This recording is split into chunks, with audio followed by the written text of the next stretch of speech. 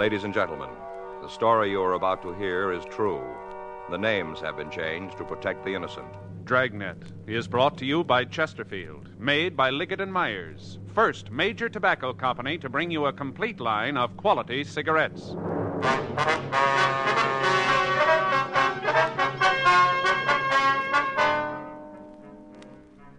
You're a detective sergeant.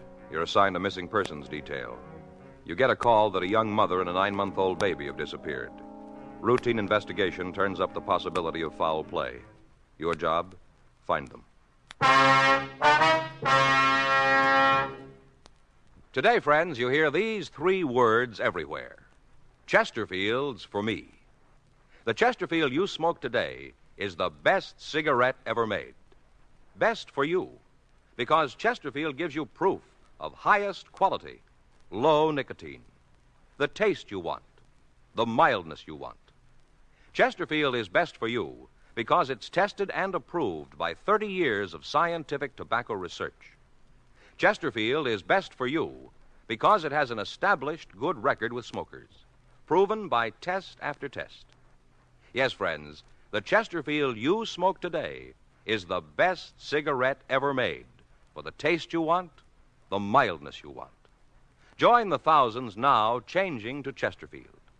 Always say, Chesterfield's for me.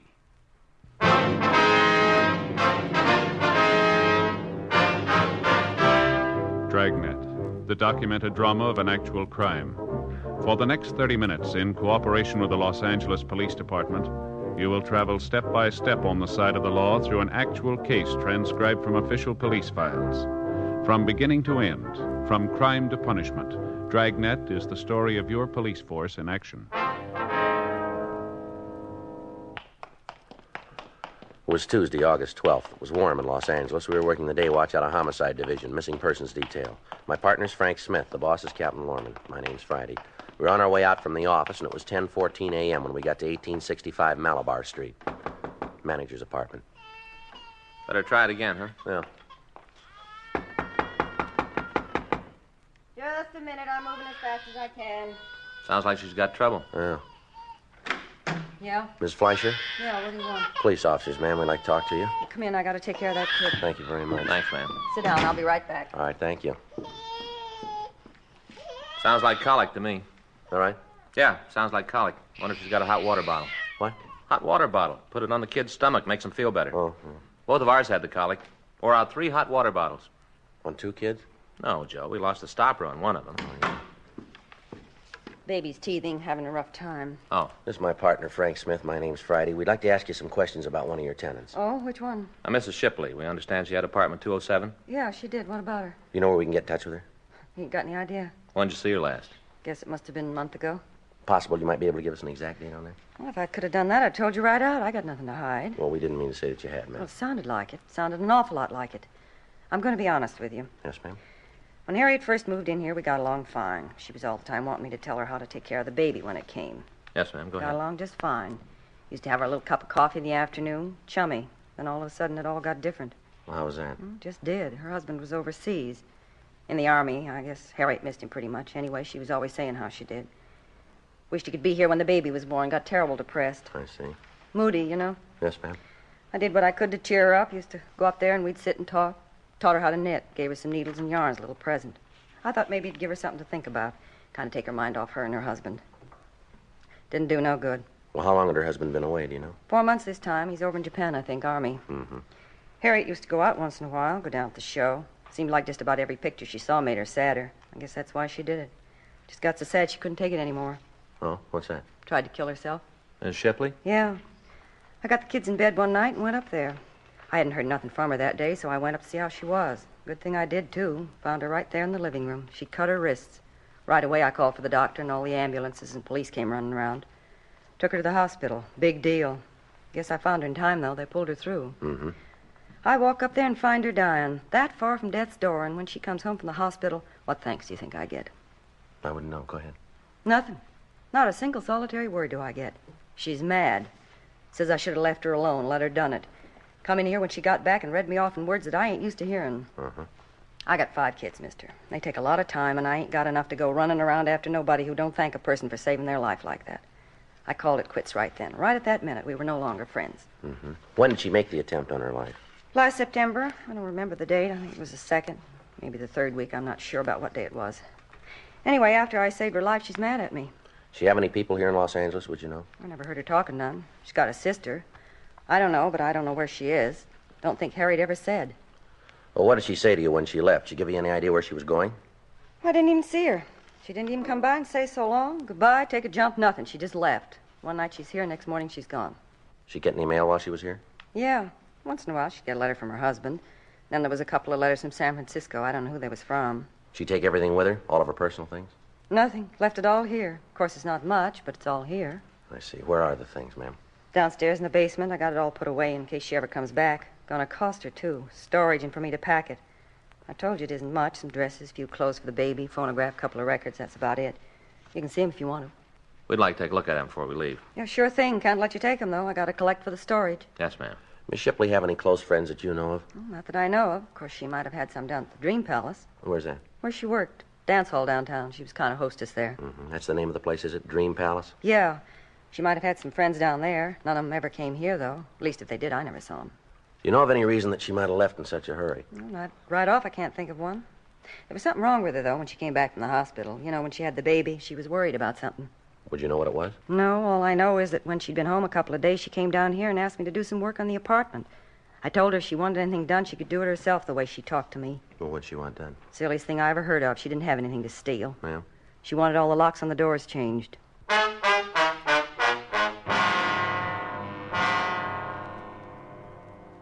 10:46 a.m. In the company of the apartment manager, Barbara Fleischer, Frank and I went down to the basement and looked through the missing woman's effects. Other than the phonograph, several cardboard boxes of used baby clothes, and cheap woman's dresses, we found nothing. There were no snapshots or letters to aid us in ascertaining where she might have gone. We asked Mrs. Fleischer to notify us in the event that she heard from the Shipley woman. We put in a call to Georgia Street Receiving Hospital and verified the story about the attempted suicide. 11:15 a.m. We checked the phone book for the address of the Dream Palace Dance Hall. It was on the second floor of a large building at the corner of 7th and Margot Streets. On the front of the building were several faded photographs of contest winners with the cups that they'd won and the name of the proprietor, Ernest Lasnik. We went upstairs. It was a large barn-like room with crepe paper birds hanging over the lights. In the rear of the place, at one of the tables, we found Lasnik. He was just eating his lunch. Mr. Lasnik? Yeah? What do you want? I'd like to ask you some questions. We're police officers. My name's Smith. It's my partner, Sergeant Friday. Hi. How are you? Don't shake hands. Got butter all over them. Sit down. Thank you. Care for a sandwich? No, thank you. Well, you do go right ahead. There's all the makings. Bread, butter, salami, pickles. Help yourself. No, thanks, Mr. Lasnik. You don't mind if I go ahead, huh? Bunch of kids coming in at 3:30. Like to get the place cleaned up before they get here. No, sir, you go right ahead. All right. What do you want to see me about? It's about one of your employees, sir. Yeah? Which one? Girl named Harriet Shipley. Oh, yeah, I remember. She don't work here no more. She doesn't work here anymore? No. Got any idea where she is? No, I got the slightest. I ain't seen Nadine in about maybe 6 months. No, sir, you don't understand. We're inquiring about a Harriet Shipley. Yeah, I know. I told you. I ain't seen her in 6 months. What's this about Nadine? That's her club name. Oh. See, lots of girls don't like to use their real names. In case a fellow wants to get chummy away from here, it's easier if we don't know the girl's real name. Harriet used Nadine. I understand. You know, we got a bunch of them. When one of the girls leaves, we put the name back in a hat. New girl picks it. Had 14 Nadine since we opened. 27 Altheas. Yes, sir. Do you have any idea where the Shipley girl is? No. Might check her husband. He might know.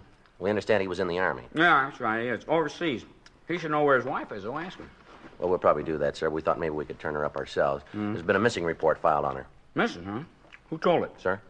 Who told about her being missing? The report was filed by our mother-in-law. Well, I wish I could help you fellas out. Now, last time you saw the Shipley girl, she say anything about leaving town? No. Wouldn't be surprised, though. Why do you say that? Poor kid was scared to death. Told me she wanted to get away. Do you know what she was frightened about? Yeah, Cliff Bender. That's what she was afraid of, Cliff. Well, who's he? Well, look, I'll tell you the whole thing. Be easier that way. One favor I gotta ask you. Yes, sir. You won't tell Cliff I told you. If he come up here, he could tear the place apart easy. You gotta promise me you won't tell him. All right, sir. You go ahead. Yeah. Well, Nadine, Harriet, well, she came to work for me about 1.5 years ago. Came in and told me she'd had some experience in a dance place in the Midwest. I don't remember the name right off. Probably come to me. Yes, sir. Well, Well, I told her I'd try her, sort of probation. Yes, sir. Well, it worked out fine. End of the week, I put her on permanent. She did real well. A lot of guys got to come in just to dance with her. Wouldn't have nobody else, just Nadine. Harriet. Mm-hmm. Well, that's how she met Cliff. He come in one night, fell for her, and they started to go together. I told him I didn't like the idea of girls going out with the customers. Not good business. Didn't make any difference to them, though. They kept right on seeing each other. That's this Bender fellow. Yeah. Well, anyway, one night the soldier come in. He was took right away with Nadine. Asked her for a dance.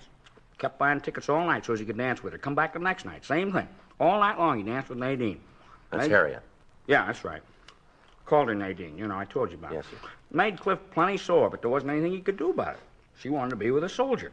It wasn't too long before she told him he was going to get married. Well, word got around about that. Really made Cliff hacked. Real hacked. Yes, sir. Yeah. Well, him and the soldier, Shipley, had a fight downstairs one night after we closed. I guess Cliff waited for him and Nadine to come down. Anyway, it was a real brawl. Cops and everything. Cliff really cleaned up on the soldier. Didn't do any good, though. What do you mean? Nadine told Cliff to stay away from her. Keep far away. Told him that her and the soldier was going to get married and that they were through. She meant Cliff and her. Uh-huh. Well, the soldier and Nadine got married a couple days later, and she quit her job. Right after that, I heard he went overseas, and Cliff was around trying to break things up. Didn't do no good, though. Nadine loved the soldier, and she planned to stay with him. Yes, sir. Well, I tried to talk to Cliff, tell him to stay out of it. Leave the girl alone. What was that? I told him to leave the girl alone. I see. Mm-hmm. Didn't do any good. He was sure hacked. He said that she was his girl. Might take some time, but he'd get her for running out on him. I figured he told her that, too. That's what she was afraid of. Don't blame her. Cliff told me that, I'd believe him. What's that, sir? That he was going to kill her.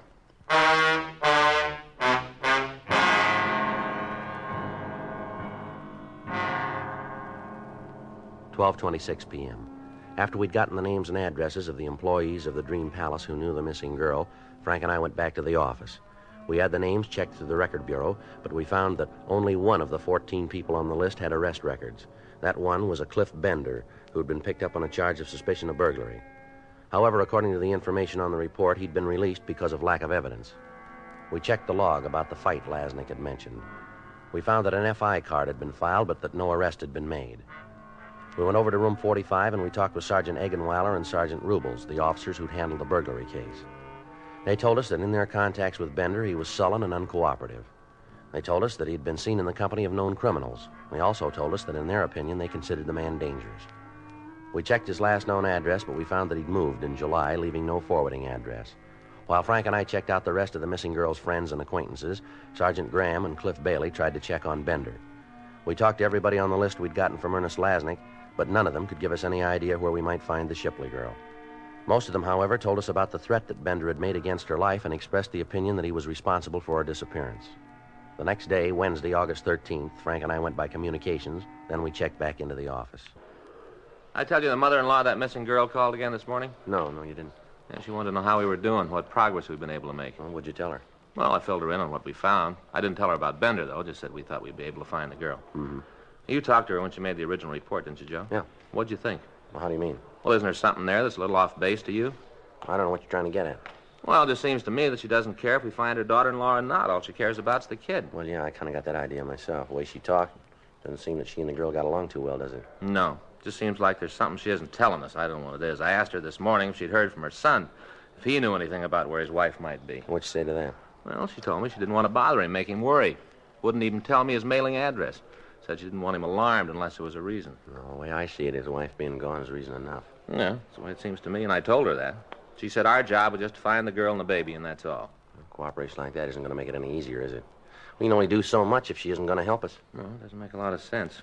Her filing the report and then holding out information. Yeah. I may better get over and talk to her again. See if we can get the whole story. How about Graham and Bailey? You heard from them? No, there's a note in the book. They got a lead on Bender. Graham said they were going to run it down for us this morning. Uh-huh. What time you got now? 9:43. I want to talk to the skipper. Make arrangements to put a picture of the Shipley girl on Suspects Wanted this afternoon. Might be able to turn something, huh? Sure, a lot of loose ends. I get it. Missing persons Friday. Yeah, Graham. Mm-hmm. Where? What'd she say? Mm-hmm. Yeah, well, that's about the same. Yeah. What? Yeah. Well, you want to call the crime line? Right. No, we'll meet you out there right away. Right, bye. Well, they found where Bender was living. What do you mean, was? Checked out last June, about the same time the Shipley girl disappeared. Landlady hasn't seen him since. Guys came up with something else. Yeah. A couple of shirts for a baby. Uh-huh. Bloodstains all over him.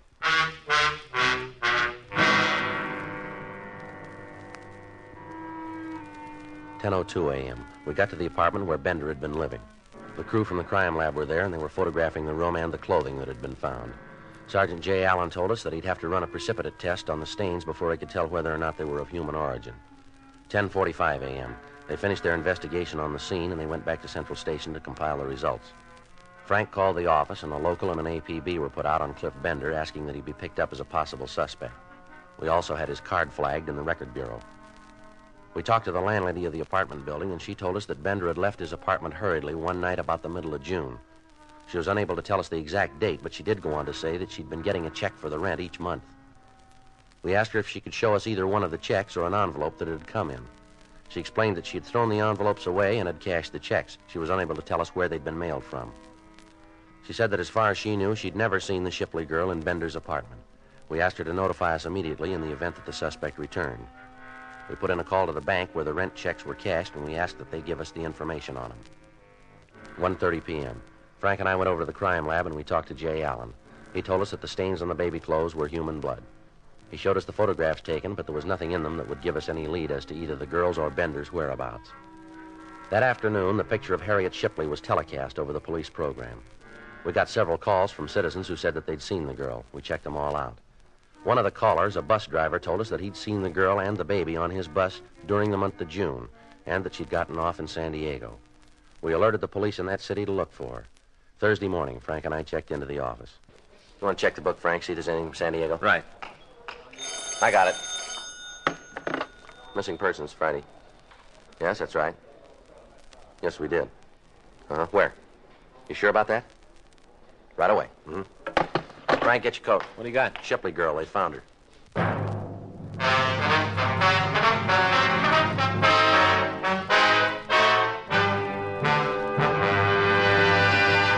You are listening to Dragnet, the authentic story of your police force in action. Meet the Tom Harmons. You know Tom is an All-American, and now a top sports announcer. Mrs. Harmon is the motion picture and television star Elise Knox. They're typical of people everywhere who are saying, Chesterfields for me. I like regular-sized Chesterfields. Have for years. They're best for me, at least I think so, because of that Chesterfield quality. That's the way I feel about 'em, too. I've always smoked Chesterfields. Now I go for the king size. Guess I like a longer smoke. So whether you smoke regular size like Elise Knox or king size like Tom Harmon, enjoy America's most popular two-way cigarette. Chesterfields for me. You hear it everywhere. The Chesterfield you smoke today is the best cigarette ever made. For the taste you want, the mildness you want, join the thousands now changing to Chesterfield.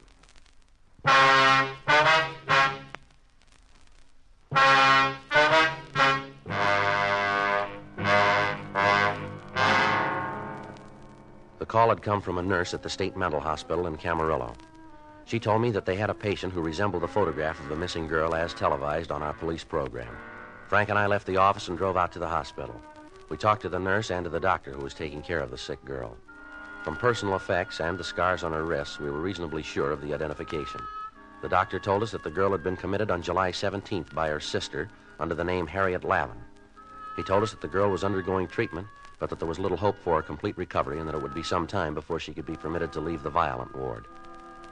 We tried to talk to her, but we were unable to get any coherent answers. We asked about the baby, but the authorities were unable to give us any information. We got the name and address of the sister who had committed the Shipley girl, and we drove down to San Diego to talk to her. It was a small place in a wartime housing development.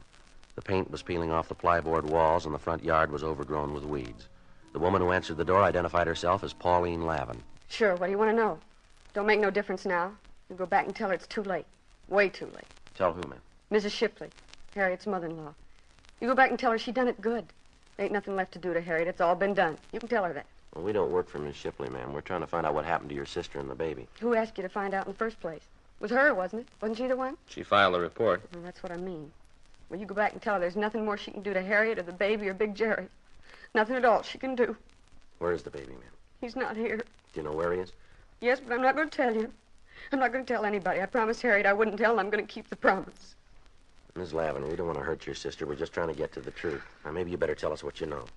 You ain't doing this for old Miss Shipley? No, ma'am. All right, then. I'll tell you, but not for her. I wouldn't give her the right time of day. She's the one that did it, the whole thing. You can lay it right at her feet. All right, you want to tell us about it? Since they got married, she's given the kids trouble. Right from the first she heard about it. Said that Harriet wasn't good enough for her son. Said Harriet was cheap. Didn't make any difference to the kids. They got married anyway. They were in love, so they got married. Mm-hmm. As soon as Big Jerry went overseas, she started on Harriet to get an annulment. All the time writing her letters telling her how cheap she was. That if she really loved Jerry, she'd get an annulment. And she found out about the baby, so she started saying how they should get a divorce. Does Harriet's husband know about this, would you know? Sure. All along he knew it. He didn't like it. Told his mother to stay out of their lives. Kept telling her, but it didn't do any good. None. Then Harriet got the wire. The one that told about Big Jerry being dead. Almost killed her. I thought it was going to. They was really in love. It isn't often you see something like them, too. Real love. The kind you live, not the kind you talk about. Mm-hmm. One night, right after she got the wire, she got a phone call from San Francisco. From old Miss Shipley. She told Harriet that she was going to the court to take the baby away from her. Said she could prove Harriet wasn't a good mother and she didn't deserve to have the baby. Was Harriet living here at the time? No. Well, she'd come down every weekend, but she wasn't living here. There was a guy up in L.A. that was giving her trouble. A fellow named Bender, I think. He was with her when she tried to kill herself. He ran out so he wouldn't get mixed up in it. He was always giving Harriet trouble, so she left one night to get away from him and old Mrs. Shipley. She came down here and said that she just wanted to be left alone with her baby. That's not a lot to ask, is it? Just to be left alone? No, ma'am. It was for old Mrs. Shipley. She just wouldn't let Harriet alone. Kept after her saying how she was going to take away the baby. How Harriet was an unfit mother. Kind of got on her mind. Finally, there wasn't much else she was thinking about but how to keep her baby. She went out walking one night. Took the baby with her. Rained. Rained real hard. I guess the baby took cold. Anyway, the next day he came down with a bad fever. A couple of days later, he was dead. Not even a year old, and he was dead. Mm-hmm. You want to go on? Harriet sat around for a week. Didn't say anything. Didn't do nothing, just stare at the wall. Didn't even cry. Just sat and looked at the wall. And all of a sudden, she just fell apart. I called the doctor. He said it was a breakdown and said I should have her committed. I signed the papers, and that's where she is. I went up to see her. She didn't even know me. I'm her sister, and she didn't even know me. So you just tell old Miss Shipley how she did good. You just tell her what she did to my sister. Tell her how the baby's dead, and she's finally got what she wanted, because now Harriet hasn't got the baby. Nobody's got him. Nobody's got him, nobody. Come on, Frank. Yeah.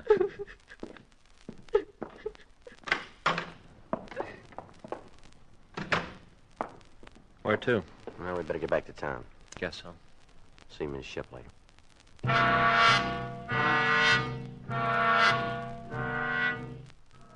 We got back to Los Angeles at 9:30 p.m. We went directly to the hotel where Mrs. Shipley was staying. The desk clerk told us that she left word that she was not to be disturbed. He called the room and she asked that we come up. We took the elevator to the 7th floor and we walked down the hall.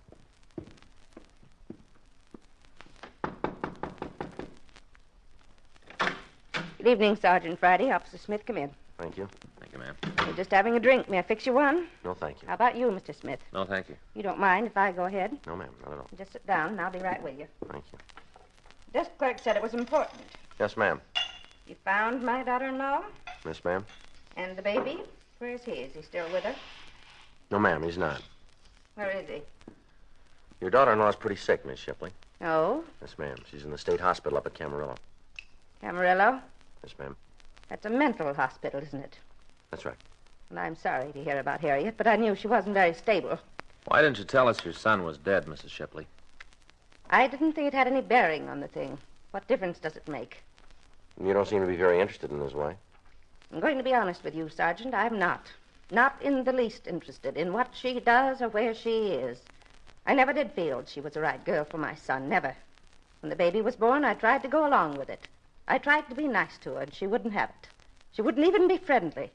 She poisoned my son, turned him against me. She's a terrible woman. Just terrible. Whatever's happened to her is just exactly what she's got coming. Naturally, I'm sorry it's the way it is, but there's nothing I can do.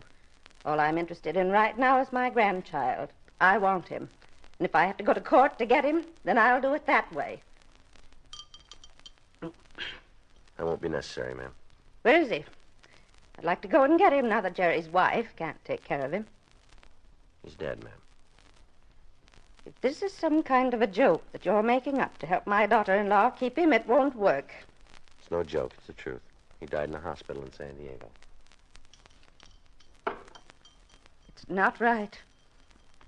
It's not right that he's dead. She did this. Harriet.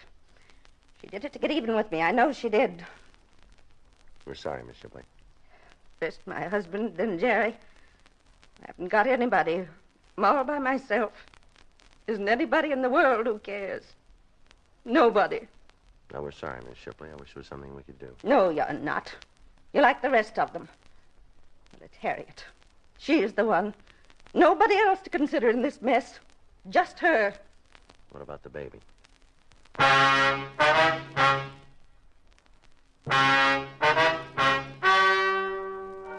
The story you've just heard is true. The names were changed to protect the innocent. On Thursday, August 14th, a meeting was held in the office of the Captain of Homicide, Los Angeles Police Department. In a moment, the results of that meeting. Now, here is our star, Jack Webb. Thank you, George Fenneman. You know, the Chesterfield you smoked today is the best cigarette ever made, and best for you. Now, that's a fact. And to my way of thinking, it's the very reason for you to change to Chesterfield.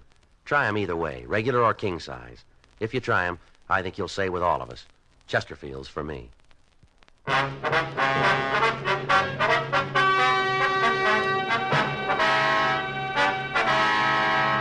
At the meeting held in Captain Lorman's office, it was decided that no criminal act had taken place, and the case was officially marked closed.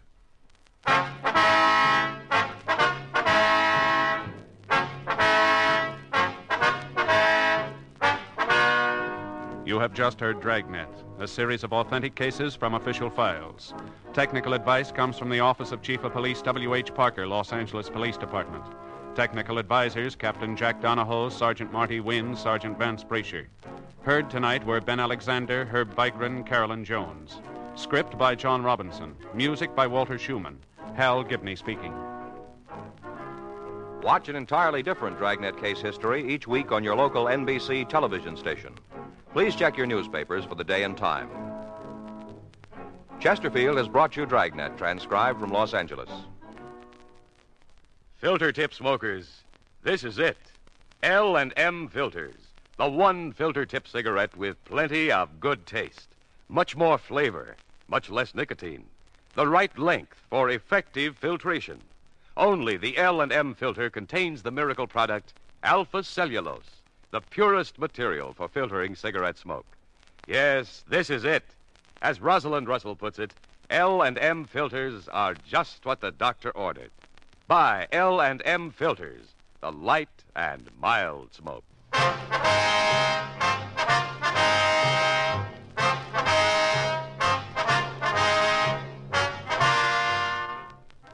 Hear Rocky Fortune following John Cameron Swayze and the news on the NBC Radio Network.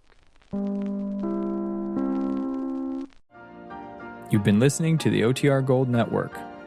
Find more classic radio at otrgold.com.